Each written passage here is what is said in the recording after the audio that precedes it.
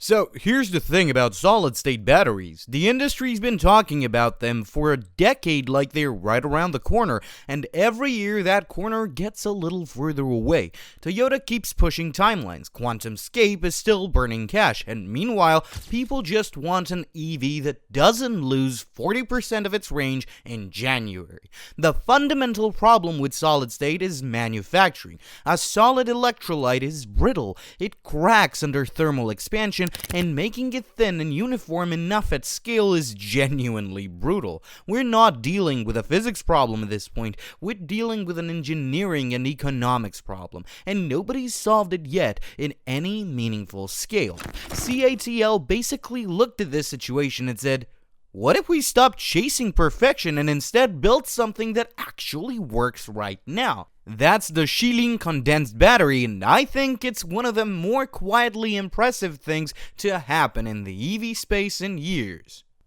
Now, before we get into the numbers, let's talk about what this electrolyte actually is, because the name, condensed, is, well, you gotta be honest, it's a little confusing. A standard lithium-ion battery uses a liquid electrolyte. Liquid is great for moving ions around fast, but it's also flammable. It leaks if you puncture the cell, and it degrades over time. Ask Richard Hammond about his experience with the Rimac Concept 1 and you'll get what I'm talking about. Solid state removes the liquidity entirely and replaces it with a ceramic or polymer solid, which solves the safety issues but creates its own headaches with conductivity and manufacturing. Now, CATL went a different route. Their condensed electrolyte is a high-viscosity gel somewhere between liquid and solid. Technically, it's often called a semi-solid or liquid-solid chemistry in the broader industry. What CATL engineered specifically is a biomimetic microscale adaptive mesh structure inside the gel that adjusts how polymer chains interact with each other.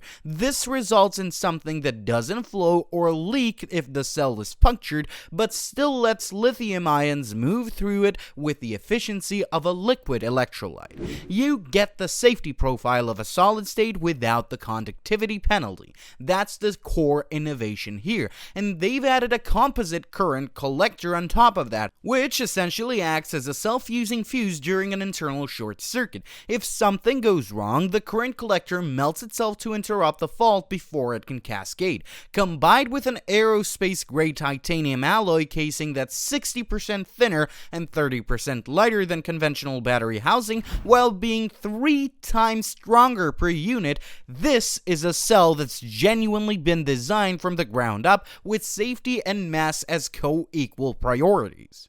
Now, I want to be careful right here because battery specs can be overhyped easily, but these numbers are CATL's official figures, released in April 2026, and they hold up under scrutiny. The Qilin Condensed Battery hits 350 watt-hours per kilogram gravimetric energy density and 760 watt-hours per liter volumetric energy density. CATL claims both as world records for any battery going into mass production, and that's not a lab prototype, not a one-off demo cell. Mass production is what they're at. To put it in perspective, the best LFP packs in current EVs run around 180 to 200 watt-hours per kilogram. High-nickel lithium-ion packs like those in a Model S are around 250 to 270 watt-hours per kilogram at the cell level. Getting to 350 watt-hours per kilogram is a genuine leap, and it comes from a combination of 3 things working as tightly integrated system: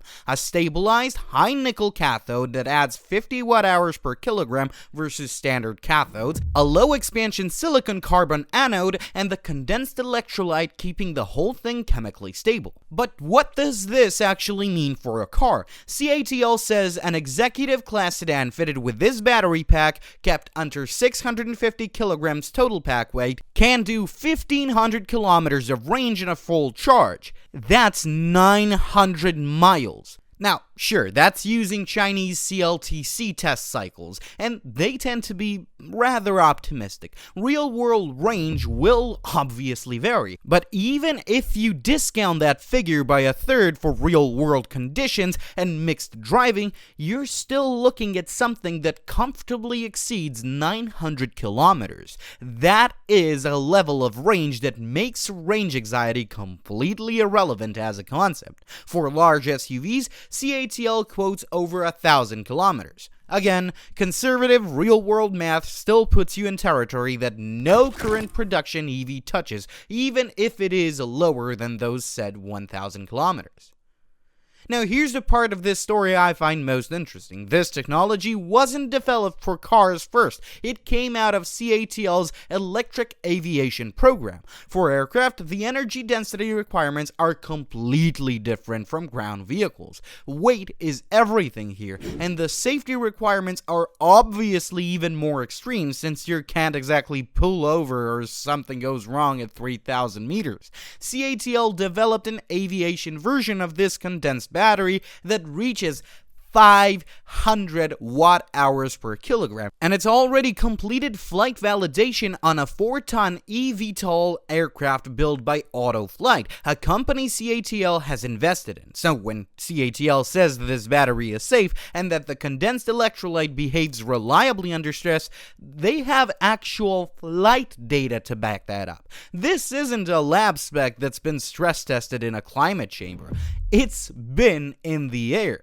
The passenger car version at 350 watt-hours per kilogram is essentially a detuned production-optimized version of that aviation cell adapted for automotive manufacturing lines. That lineage matters. It means the engineering fundamentals are proven in a more demanding environment than a road car will ever see. Mass production of the automotive version is beginning this year, in 2026, so no distant roadmap. We're already there. But the question remains, why this can scale when solid state can't? This is, in my opinion, the most underappreciated aspect of the whole story. The condensed electrolyte approach is compatible with existing lithium-ion production infrastructure. You don't need to build entirely new fabrication lines with ceramic deposition equipment and new sintering processes. CATL can adapt what they already have. That is a massive deal. The reason solid-state batteries keep getting delayed isn't just the material science, it's that you'd need to build out manufacturing capacity essentially from scratch. The capital expenditure required is staggering, and you'd be doing this for a product that's never been proven at volume. The risk profile makes investors nervous. And it should. CATL's condensed approach sidesteps all of that. They're scaling a battery that is genuinely novel in performance terms, but not in manufacturing terms. Their existing gigafactory infrastructure can handle it with modifications rather than replacement. And that's why they can say mass production starts in 2026 and actually mean it. Now, before I wrap up, I want to briefly flag something else CATL announced alongside the condensed battery because it tells a different but equally important story. The Naxtra is CATL's sodium-ion battery, and it's the world's first sodium-ion battery to pass China's new national safety standard for EV traction batteries. Mass production began in late 2025 and it's going into the Chang'an Nivo A06 mid-2026, which will be the first mass production passenger EV using sodium-ion chemistry. The specs are modest compared to the Qilin Condensed or regular lithium-ion batteries for that matter. 175 watt-hours per kilogram energy density and around 500 kilometers of range in future versions, and a 10,000 cycle lifespan. But the Naxtra isn't just trying to win the energy density race, it's solving a completely different problem. Sodium is one of the most abundant elements on Earth. You can find it in seawater, you can find it in mines everywhere across the world. The cost of sodium carbonate versus lithium carbonate is no contest. Plus, it's much cleaner than lithium. You don't need toxic mines. You won't be wrapped in controversy like say, Rio Tinto, and you'll never worry about materials being depleted. And where Naxtra genuinely shines is cold weather performance. At minus 30 degrees Celsius, it delivers nearly 3 times the discharge power of a comparable LFP battery. At minus 40 degrees, it still retains over 90% of its capacity. For anyone living in Scandinavia, Canada, northern China, or most of Russia, that's not nice to have. That's a completely different driving experience in winter. CATL describes the future as a dual chemistry era: sodium-ion for affordable vehicles in cold climate applications, and high-energy lithium-ion or condensed chemistry for premium, long-range cars. I think that actually has a more realistic approach and more useful vision for electrification than pretending one chemistry will solve everything, every use case possible. Now, what CATL is doing here isn't just impressive technically. It reflects a particular philosophy about how you actually move an industry forward. Instead of waiting for solid state to be perfect, they built something that's practical, manufacturable, and radically better than what's currently on the road. The Qilin Condensed Battery is better than any current lithium-ion cell in energy density by a wide margin. Period. It matches solid state on safety in the ways that actually matter for consumers, and it can be built at a scale using infrastructure that already exists.